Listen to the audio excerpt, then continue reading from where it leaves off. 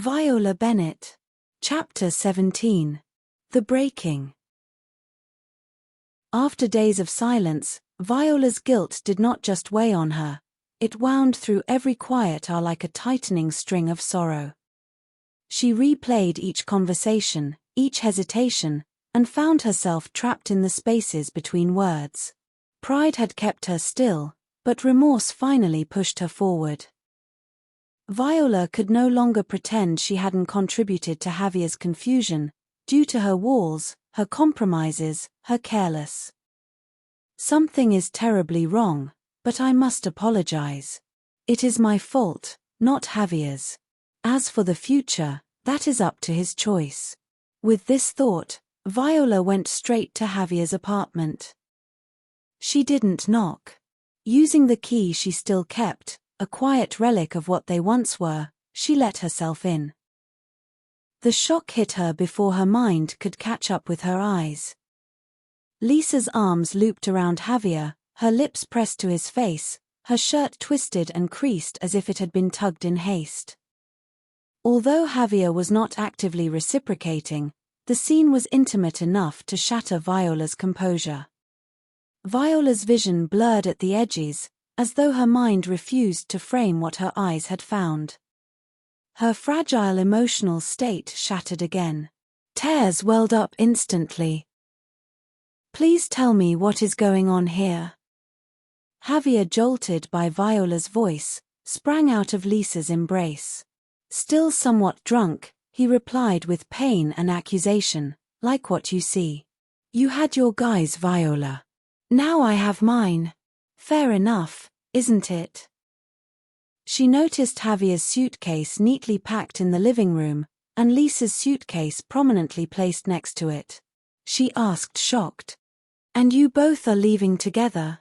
Unable to stop herself, she walked closer to Javier, the pain lacing her voice. "And you let her in so soon after our fight? I remember the last few days you still told me that you wanted to complete me, but now, you accept the girl who betrayed me." For a split second, Javier wanted to speak, to tell her it wasn't what it looked like, but then he saw her face. Besides shock, anger, and pain, there was something far worse. Disbelief. That look, as if she'd already lost faith in him, cut deeper than any words could. Something inside him snapped.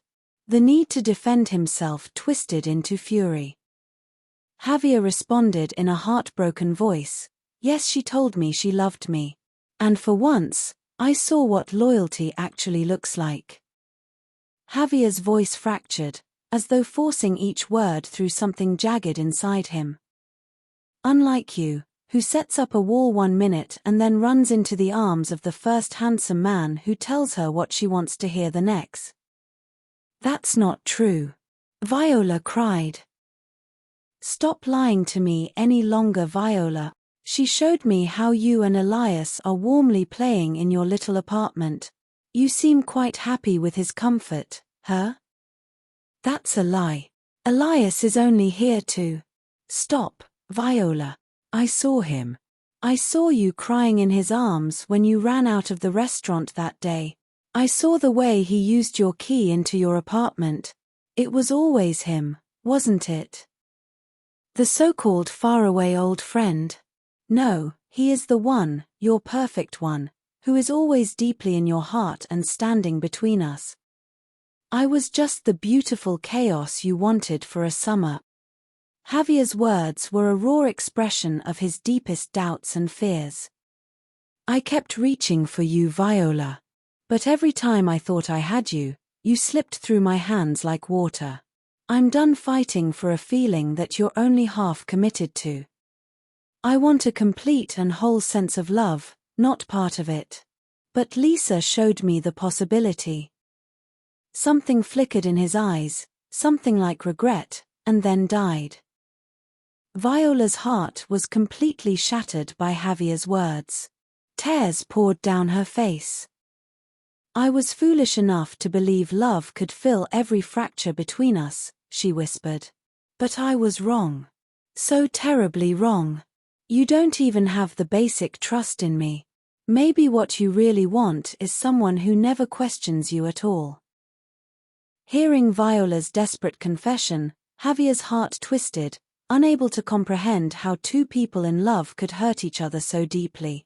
The trust between them has entirely vanished with their heartbreak. Lisa took a shaky breath, shame and desire warred in her eyes, neither strong enough to defeat the other. Viola, you think you're the only one hurting, but you never noticed the pain you caused. Viola's voice trembled as she turned to her. Lisa, you convinced me Sean was harmless. You called Elias to come. You told me Javier needed space. But you used my pain to get close to him. You set all this up. How could you, Lisa? He was my boyfriend. You were my best friend. You lied to me. You betrayed me. How could I have ever trusted you and loved you so much? Lisa flinched, but something hardened in her eyes. Stop being so dramatic, Viola. You call it betrayal, she whispered, but to me, it felt like fate finally answering. She swallowed hard, shame twisting her stomach. I've destroyed everything I cared about. Do you know how many times I watched him fall apart while you ignored his feelings and built a wall between you? I didn't plan this, I didn't want this, it just happened. I was there when you weren't. Her hands trembled, clutching at the edge of the table. I picked him up when he shattered. She took a shaky step closer, voice trembling, torn between defiance and regret. I fell in love with him, Viola. From the first time I saw him, and I still do. I lost control. But I know I'm terrible. So terrible. Then why didn't you tell me anything? Viola asked, voice hollow with despair. How could I? And if I did, then what? Would you have forgiven me? Or ended our friendship in an instant? Viola stared back at her, unable to answer. For the first time, Viola felt the ground beneath her shift. Lisa's voice sharpened, almost pleading and accusing at once. I hate myself for loving him, but I couldn't stop. I tried, Viola. I really tried. And look deeper into your heart, Viola. Do you really love him unconditionally? No, you hesitated. That hesitation broke him. Enough, Lisa. Viola's voice cracked. That's enough. Her chest tightened, panic flaring behind her ribs. The room felt too small, too loud, too bright. She couldn't breathe. Her gaze swept over Lisa's trembling frustration, Javier's hollow despair, and something inside her cracked open, raw and unbearable. I don't want to see either of you ever again. Before they could answer, Viola threw the key down, the key that now meant nothing, and ran out. She never imagined the innocent, adorable Lisa could betray her for love. She never thought her small mistakes could push Javier so far away. Javier's final words, like sharp blades, severed all hope between them. Viola could hardly fathom that everything she had cherished with Javier, passion, love, and trust, had collapsed into such chaotic, painful ruin, leaving her utterly alone with the wreckage. Viola wandered through the city alone like a ghost stitched to her own shadow, her footsteps hollow on the pavement. No more tears left. Her body felt hollow, like something already gone. Hopeless. Directionless. Nothing could be worse. She stepped into a dim pub. The bar was thick with haze, the dim lights flickering like restless spirits. Music thumped through the walls, a chaotic pulse that made her head spin. Shadows moved between tables, some too close, some watching a little too long. Every laugh and whisper carried a hint of something dangerous, electric, unpredictable, and intoxicating. Margarita with an absinthe rinse, please, she murmured to the bartender. She had never tasted absinthe before, too bitter, too strong, but tonight she needed something sharp, something that burned, something that could cauterize the pain. Hey, beautiful. A thick heavy hand clamped onto her shoulder. Viola flinched and tried to shrug it off. A hulking man with greasy hair loomed behind her. Leave me alone, she snapped. I said hey. He leaned in closer, his breath sour and hot. She could feel his stubble scrape against her skin. Viola gagged, shoving him away. Get off me.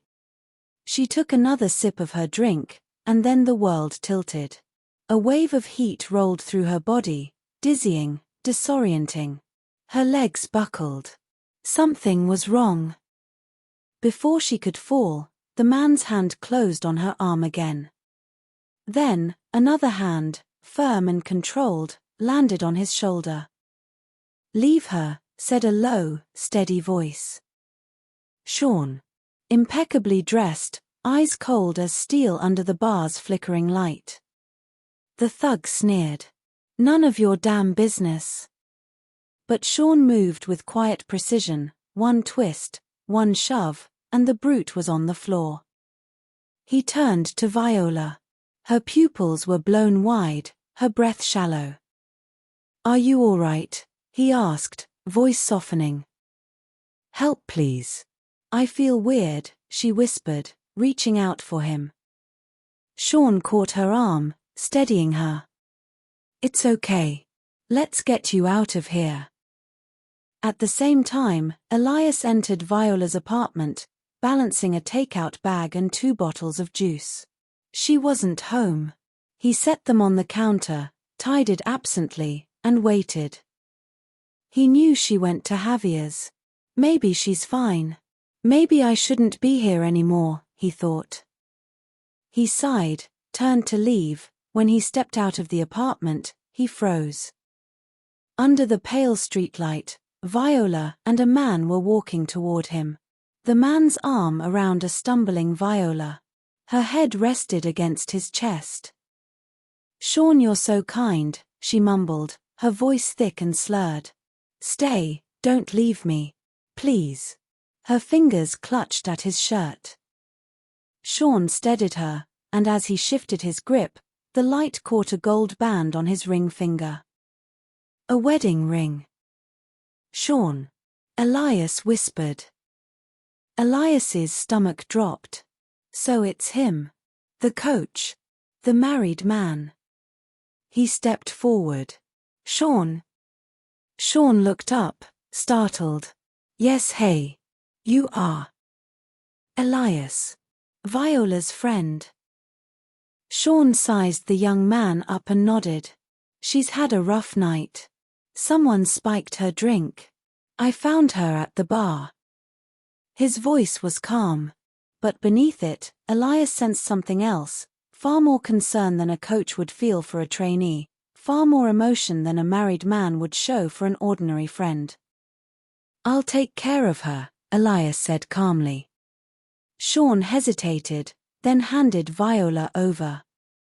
Don't leave her alone tonight, he said quietly with deep concern, and then disappeared down the street. Elias carried Viola inside. She was almost weightless now, her body limp and burning. He laid her on the sofa and tried to find clean clothes for her. Elias, you smell so good, she murmured, tugging weakly at his shirt. You won't leave me, right? Everyone has left. Sure. I'm here, he whispered. Her arms held his neck tightly and close, refusing to let him go, her lips brushed against his. Then hold me, Elias. Kiss me. Don't you want me? Her voice trembled with a feverish need that wasn't her own. He saw her eyes full of desire as well as despair. He kissed her, just once, a painful fleeting kiss, before he pulled away, trembling. You're drunk, Viola. This isn't you. Her confusion and hurt cut through him, not sharp, but slow, like a blade drawn too deep. She pressed closer, searching, needing. Not like this. Never when she can't choose. He told himself. He went to the kitchen, mixed water with electrolytes, and helped her drink. "Drink it, Vi. You'll feel better soon."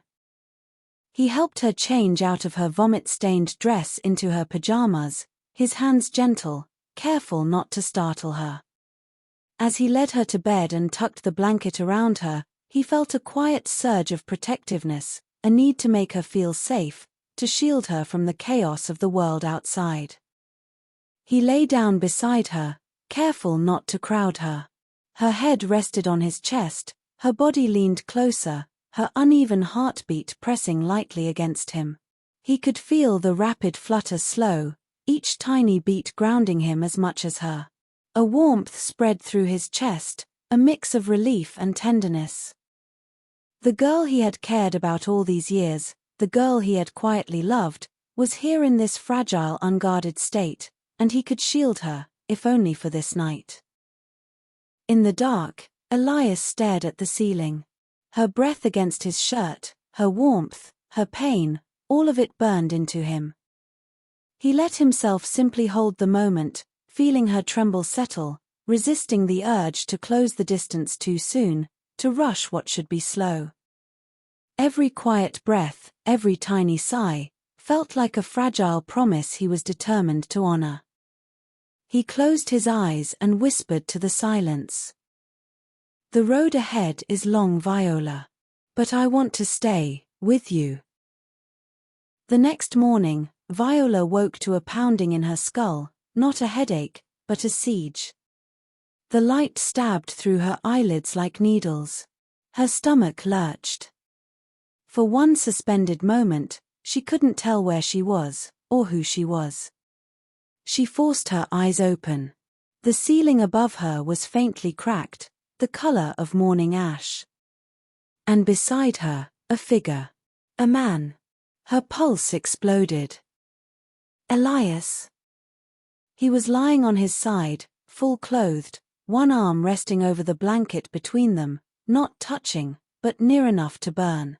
His face was pale, his hair disheveled, his chest rising and falling with the slow, heavy rhythm of exhaustion.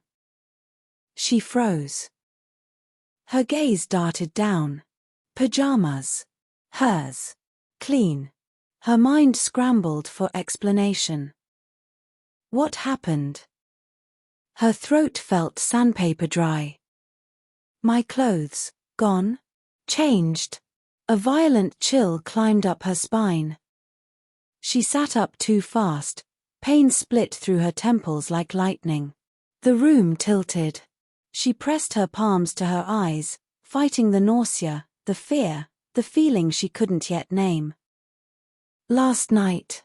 The bar. The drink. A hand on her shoulder, rough, invasive. The darkness swallowed everything after that. And behind all of it, Javier. Lisa.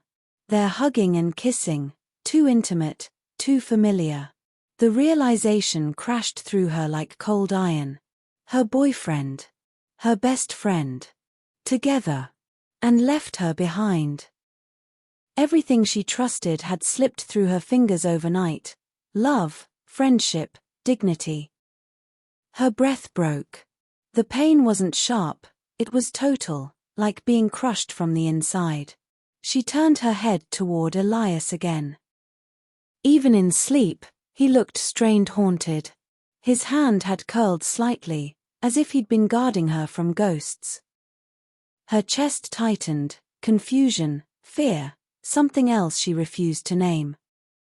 Only once before had she ever slept beside a man, the night she broke down in Javier's arms, when he'd held her through tears without crossing that fragile line. Now here she was again. With Elias. The man she could never quite define, too close to forget, too far to claim, too many memories to ignore. Her lips trembled. Did he? Would he? No, Elias wouldn't. The thought burned.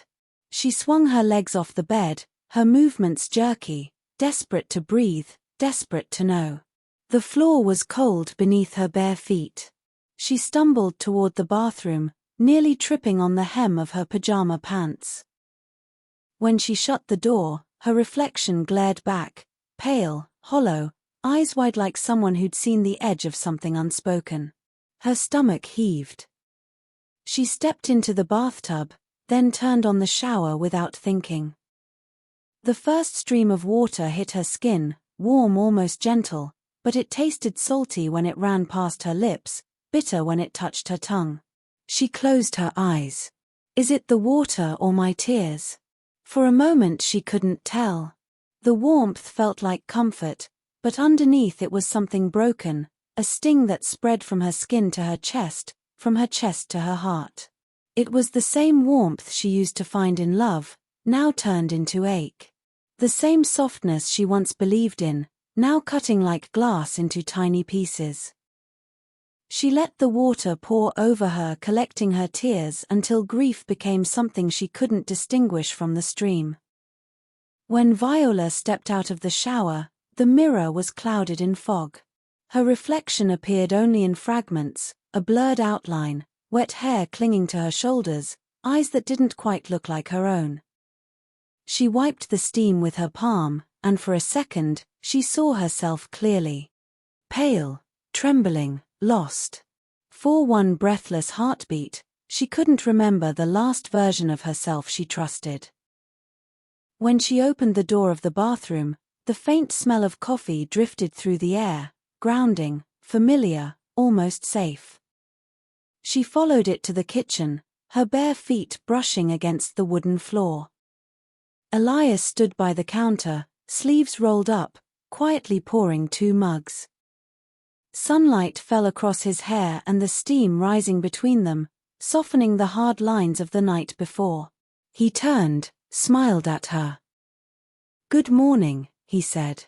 His voice was low, careful, as if the sound itself might break her.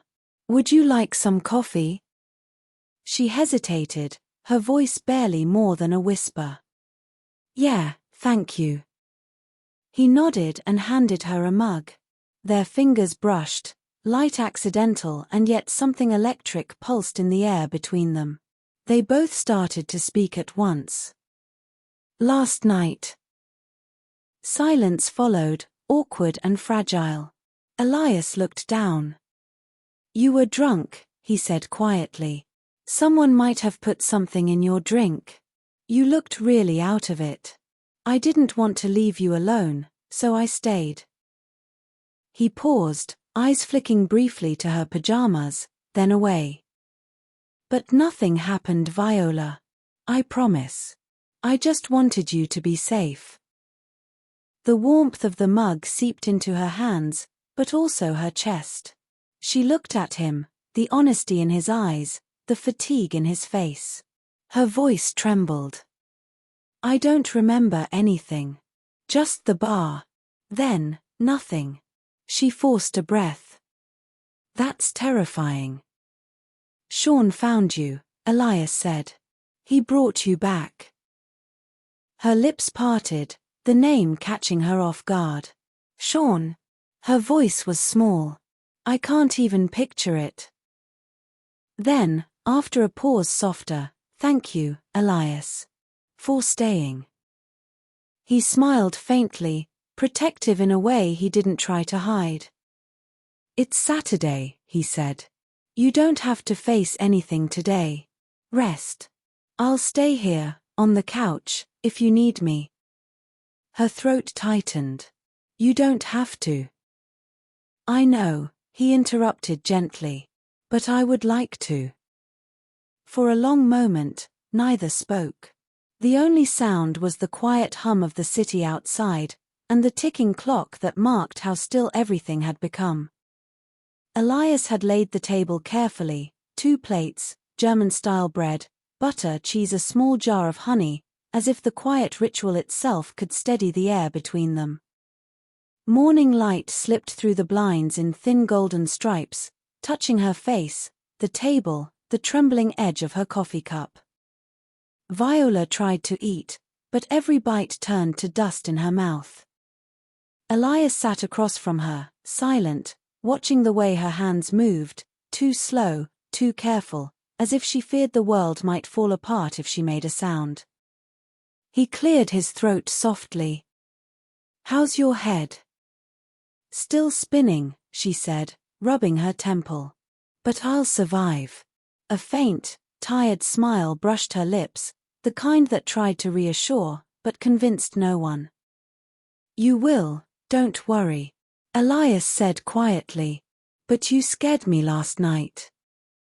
I scared myself too. Her tone was half a laugh, half a sigh, but the laugh never reached her eyes. They ate in silence for a while. Outside, the city was waking, footsteps, greetings, a car door, life continuing as if her own world hadn't just fallen apart. Finally Elias spoke, his voice soft but steady. I know you've been through a lot. But you'll get over it, Viola. You always do. She stared down at her plate for a moment, then whispered. Lisa's gone. Elias blinked. Gone? What do you mean? Yeah, to Africa. Her voice faltered, but she forced the words out. With Javier. Elias froze. With Javier? To Africa? He shook his head, incredulous. Jesus. I didn't get any message about that. He broke up with you, and then took my sister away? She loves him, Viola said hollowly. She called it unconditional love.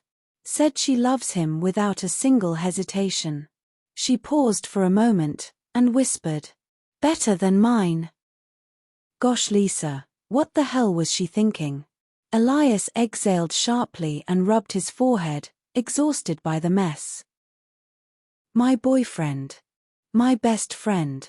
The ones I loved and trusted, they all left me behind. Her voice cracked. She put down the bread, her hands shook faintly, as if they no longer belonged to her. It feels, she whispered, as though my world emptied while I was still inside it. Tears spilled before she could stop them. They came silently, but once they started, she couldn't control them anymore. No, Elias said softly. He leaned closer, his voice low, careful. No, Viola. You're not alone. She looked up, eyes red, lips trembling, and for a second, something in his gaze almost undid her. They shouldn't have hurt you like that, he said.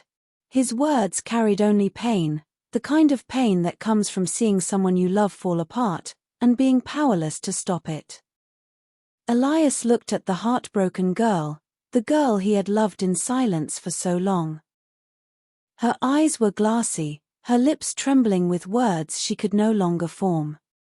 He could almost feel her pain, like a pulse beneath his own skin. He moved closer, slowly, afraid she might shatter if he touched her too soon. When he finally pulled her into his arms, she didn't resist. Her forehead pressed against his shoulder, and for a long time neither of them spoke. I know it hurts, he murmured. But it's not your fault, Viola. You gave everything, love, trust, honesty. That's not a weakness. He paused, holding her a little tighter. If they left, it's because they couldn't meet your heart, not because you weren't enough. His words didn't erase the pain, but they steadied it, like warm hands holding together something that had cracked but not yet fallen apart.